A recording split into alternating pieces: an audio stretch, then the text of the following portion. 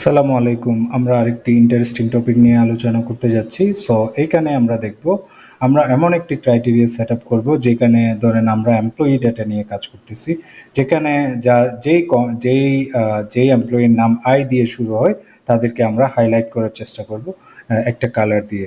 So সিনারিওটা হলো আমি কর্মীদের নাম বিশ্লেষণ করছি এবং নির্দিষ্ট লেটার যেটা ধরেন আই দিয়ে শেষ হয়েছে ফর এক্সাম্পল, সেটা আমরা দেখতে চাই। আমাদের গোল হলো আই দিয়ে শেষ যারা আছে তাদেরকে হাইলাইট করা। ফর্মুলাটা কি করতে হবে তাইলে? আমাকে কি করতে হবে? আমাকে সেল রেঞ্জটা সিলেক্ট করতে হবে। ওকে, আমার সেল রেঞ্জ 9 থেকে 13, ঠিক আছে, সিলেক্ট করা আছে। আমি এখানে কাস্টম ফর্মুলা দিব ইজ ইকুয়াল টু, আমাকে সমান, আমি যেহেতু ফর্মুলা লিখছি আমাকে অবশ্যই সমান চিহ্ন দিতে হবে।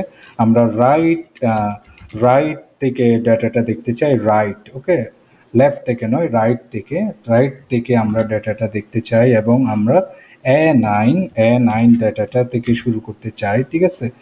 তারপর এখানে আমরা এ9, তারপর কমা দিলাম, তারপর 1 দিলাম, ওকে।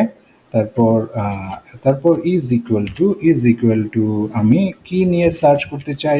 আই, ঠিক আছে। এবং এই ডাটাগুলো কোন কালারে দেখাও? ইয়েলো কালারে দেখাও। ধরেন লাইট ইয়েলো কালারে আমি দেখতে চাই। এই ডাটাটা ব্ল্যাকে থাকবে, আমরা এই ডাটাটা লাইট ইয়েলো কালারে দেখতে চাই। তাহলে আমি ওকে দিলে আমি দেখা যাচ্ছে রুমি এবং সুমি, যার নাম আই দিয়ে শেষ হয়েছে, ওই ডাটাগুলো আমরা খুব সহজে বের করে ফেলতে পারি বা আমরা হাইলাইট করতে পারি। আশা করছি বুঝতে পেরেছেন কিভাবে আমরা এই কাজটা করছি। নেক্সট আরেকটি ভিডিওতে আপনাদের সাথে দেখা হবে ইনশাআল্লাহ। সে পর্যন্ত ভালো থাকুন। আসসালামু আলাইকুম।